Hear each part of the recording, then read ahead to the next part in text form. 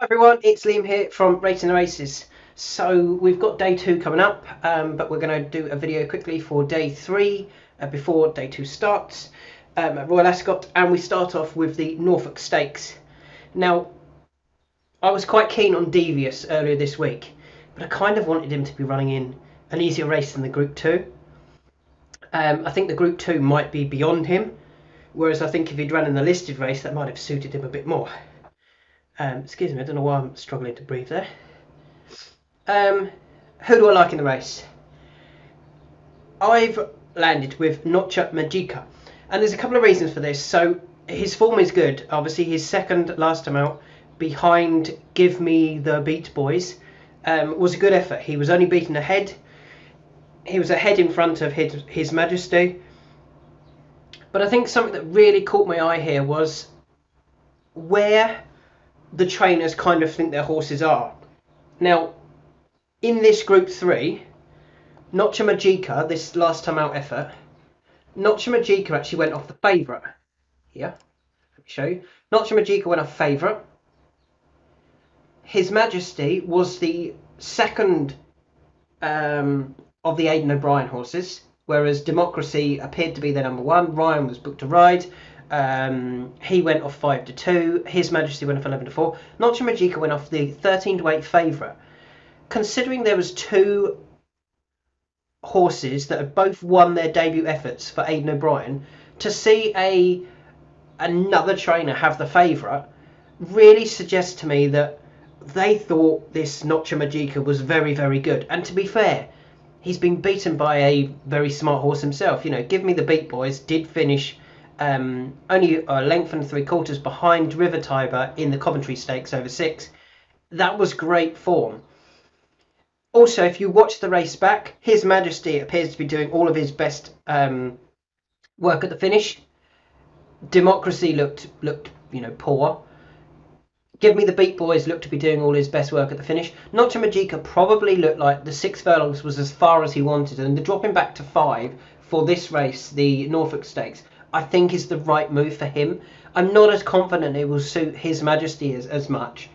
And I think, as I said, the fact that Notcha Magica went off favourite in a race that Aidan O'Brien had sent the year before, he'd sent Blackbeard, you know, the quality 2-year-old sprinter, winner of the Juddmonte afterwards. I think that demonstrates how highly regarded they have this Notcha Magica. And although he got beat, it was probably that he didn't want didn't want the 6, back to 5. I think will really suit him, and I think he is the one to beat in this race. Yes, elite status, very impressive in England. I just have a feeling that the Irish might be better in these 2-year-old races at this stage. So yeah, the one I like for tomorrow in the first race is Notcha Magica, who is currently 15-2-ish. Let me just have a look. Yeah, 15-2, and I think he's going to be the best of the Irish. Hopefully he can beat the American Rascal and the British horse Elite Status. Moving on to the 305, the first handicap of the day. I do like the handicaps, and the first one we're going to look at is, it's going to be about the race that I think was a really good race last time out, and that was the Victor London Gold Cup, which was won by Bertinelli, who runs here. Second was Bold Act. Third was Exoplanet. Fourth, Have Secret. Fifth, Fork and Tamau. Now, I'm taking a little bit of a chance here that the running of Desert Hero was not his running. Surely it wasn't his running. He went off the 4-1 favourite that day and sweated up badly. He was far too keen at the front. Set a steady pace. He quickened. He got, he got away a little bit, and they all caught him late on. He was still only beaten 3 lengths. His effort at Redcar was very, very good previously. It was his first run back. It might have just got to him that day.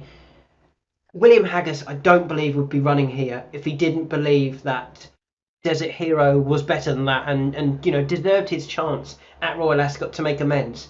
If this had been their first runs of the season, Bertinelli went off 9-2, Desert Hero went off 4-1. Well, Bertinelli is 6s and 7s.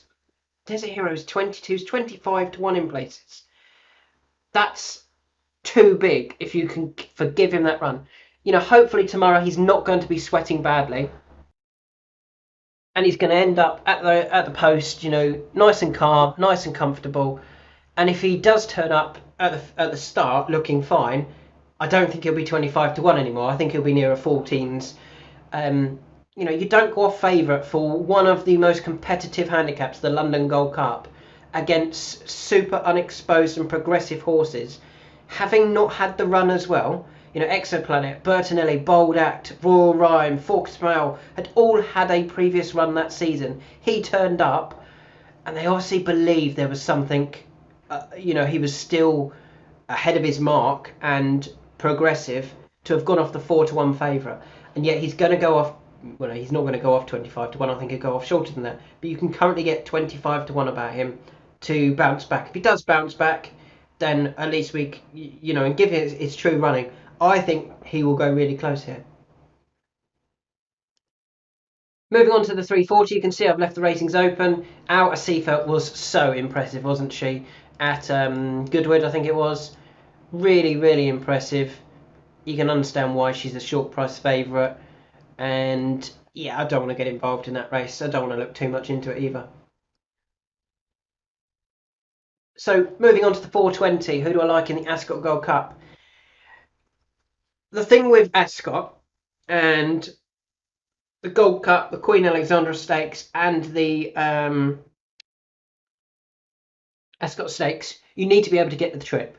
And you need to be able to get that last half a mile. It seems to really separate the horses that stay 2.5 at Ascot and those that don't.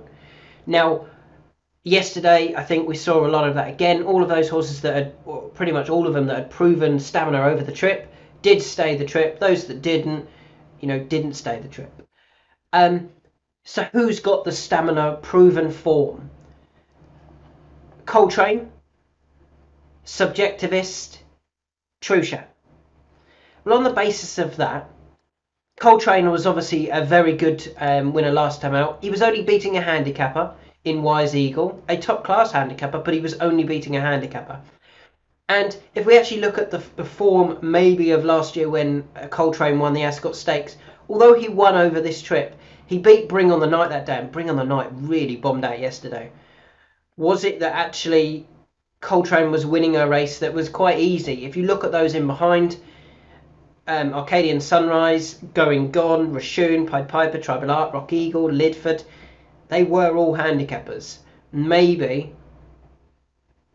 Coltrane has won it despite the trip rather than because of the trip. So I kind of want to take him on tomorrow with who do I believe is a proper Gold Cup horse. Well, there's two. Well, that leaves me to come down to two. Truchan and Subjectivist. Well, Subjectivist has actually won this race before. He won it in 2021, beating Princess Zoe by 5 lengths. With Spanish Mission back in third, Stradivarius fourth, proper Group 1 horses in behind, and Subjectivist was very, very impressive. He's proven that he stays this last half mile, and he probably stays it stronger than any other horse in this race. And for that reason, I think he's the one to be on. I know he's come back from a long layoff, but he's had a couple of runs now under his belt. Yes, he was beaten by Broome and Siscani. Siscani obviously winning recently back at Belmont, Grade 2. I think that was decent form over the 2 mile trip. And back at Ascot, back over 2.5 mile, I think we'll really see the true Subjectivist again. And I think he's a decent price at 9s and 10s. I think that's a little bit underestimating the Ascot factor. We saw it yesterday with Bradsell. Previous Royal Ascot form, bounces back at Royal Ascot. I think we'll see it again with Subjectivist in the Gold Cup. Moving on to the 5 o'clock, the Britannia. Now, I'm taking a bit of a chance here. I'm taking a chance that I've got the right form line, that I've got the right horse or horses. They both kind of have very similar form lines. I think they'll both be finishing strongly. I'm hoping they're close enough to mount their challenges at the right time. And I highlighted one of these last year. That was very impressive. Well, that was impressive from Highbank, whilst Bold Act has learnt plenty in second. The parent, I reckon, has improved for his first run and got beat by two very smart horses. That was when Highbank was winning at Newmarket on debut, comfortably beating Bold Act, comfortably beating the parent. Now, Bold Act has obviously gone and finished second in a London Gold Cup since, and he's going to be running in the Group 2 or Group 3, I believe, later on this week. Highbank is running here in a handicap because it hasn't quite gone to plan since then. Stepped up in trip after disappointing, in a conditions race, second to Stormbuster, then second to Corraggio, then third to Long Kiss in a race over 7 furlongs. Stepped up in a classic stakes, beaten by Naval Power and One Nation over 1 mile and 1. Before then finishing third again over 1 mile and 2 behind Shiraz. Now, I actually think this Meydan form is very, very strong. And the fact that Highbank gets to run in a handicap off just 98, I think he can show that he's better than this. He's better than a handicapper. And with that in mind, the fact that One Nation, who had previously beaten him at Meydan over 1 mile and 1, and then I think he beat him again over 1 mile and 2. I think One Nation is another that I really like. The form with Bold Act, the form with Highbank, the form with Naval Power. I really like that form, to be honest. I think it's better than Handicap Company. I think it's listed Group 3. I do think both of them can improve for that. And they're both bigger prices than I thought they would be. Look, they're right down here at 22s or 20s and 22s. They're both drawn down this near side. I think they'll both be finishing strongly. It's just if they're in contention. Yesterday, I think you needed to stay a bit further than the trip. Brad Sell was winning over 5, has form over 6. Vauban winning over 1 mile and 6 has proven Grade 1 form over 2 mile. I think we'll see Vauban end up in a stayers hurdle next year over 3 mile. And I think with that in mind, these two have both proven that they stay further. They might come off the bridle early, but I think down this near side on that rail, they'll be finishing best of all, and hopefully one of those can get there in time. So they're my two in the 5 o'clock. Moving on to the 5:35, there's Bold Act running in the Group 3. So we've got two horses that have form with a horse that runs in a Group 3, and he's not a big price for that either. Look, he is 7s, 8s, 8.5 for the Group 3. So I do like those in the handicap. So who do I like in this Group 3? It's not Bold Act though. I think there's a horse better than him, and that horse is Epictetus, who, his second in the futurity behind Auguste Rodin looks a very good form now. He was 5th, not beaten far, in a good Dante. White Birch has obviously franked that form by running well in the Derby itself. Epictetus then tried staying in Group 1 company or going up to Group 1 company for the French Derby or the Prix de Jockey Club. Finished 5th, ran okay, wasn't beaten too far. This is a drop in class. This is back to 1 mile and 2, or stayed over 1 mile and 2, sorry. The cheap pieces are on, Frankie rides, and this is a Group 3. Is there a horse in this race good enough to have contested a Derby? In my opinion, no. Epictetus was good enough to contest a Derby or to contest a race like this, a Group 1 over 1 mile and 2. This is a Group 3. This isn't a Group 1, and I think we might see Epictetus with those cheap pieces on as well to help show that he's a proper Group 1 horse, and this drop to Group 3 company I think gives him a great chance. It's no surprise that he's favourite. He is 9-2, 4-1 is easily available. He is 9-2 at William Hill. I think he takes all the beating here. I think he'll show that he is Group 1 class. Some of these might prove that they are better than handicaps. The likes of Exoplanet and Bold Act, I can see them running well. But I think Epictetus, I think is a proper Group 1 horse dropping into a Group 3 here. And the final race is the Buckingham Palace Stakes. If you follow my videos, you'll know who I'm on. One of them is now getting well supported. The first one that we'll talk about is Ross Collin. down £2 to 93 for his last time out effort. If he gets in, he goes with a massive chance.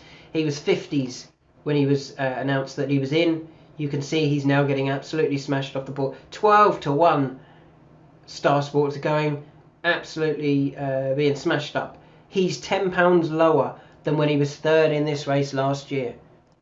He wasn't beaten far. He was beaten just over a length last year. Didn't get the clearest of runs. As I said, at Epsom, that was too far. This is his trip.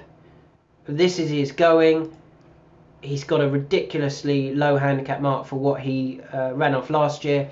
He's going to go close. Drawn in 16, Danny Tudhope was booked very early to ride. He can choose which way to go from 16. The second horse that I'm going to go for was fifth in this race last year. He is actually higher in the weights. So Montasib ran off a mark of 97, but he'd only had 3 runs coming into that day. He's now had a bit more experience, and he was very impressive last time.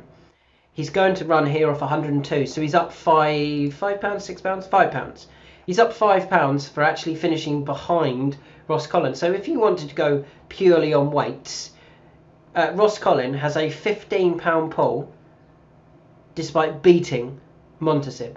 But I think Montasib has grown and improved, and he's going the right way. Ross Collin is down to a mark that he can show his hand. But I do like Montasib still. I think there's still more to come from Montasib. He's 10 to 1. I like that. I think he'll go really well here. I think he's going to end up in group races by the end of the season. But I think Ross Collin is ridiculously well handicapped for this race. So they're my horses for Saturday. Noche Magica for Saturday. For Thursday, Noche Magica, I think the drop back in trip will really suit him, and connections hold him in such high regard. I like Desert Hero. I'm hoping he can bounce back in this second race at the King George Stakes Handicap. He went a 4 to 1 favourite despite not having had a run for the season, and I think the race will work out really well. The 340 I'm leaving alone. The 420, the Gold Cup, I'm hoping Subjectivist can show his hand at Royal Ascot back over his Gold Cup trip. I like the 2 Godolphin horses in the Britannia Stakes. I think they're both better than the handicappers, High Bank and One Nation. They'll be finishing strongly. It's whether they're finishing fast enough. 535, I think Epictetus dropping it down into a Group 3 can show that he is a genuine Group 1 horse. Just needs things to go right for him. And in the 610, the final race, there's an improver in Montasib, and there's the very, very well handicapped Ross Collin, who you've kind of missed the price a bit, but I mean, you wouldn't be disappointed with a 20 to 1 winner in the last. If he runs to his race last year, he wins that. Simple as that. So they are my selections for tomorrow. I hope you have a great day. Hopefully we can have a good day 2. Day 1 wasn't great at all. A good day 2 leading into day 3. Thanks for listening. Thanks for getting back involved in the NAT competition. And I'll be back tomorrow with another video for day 4 of Royal Ascot.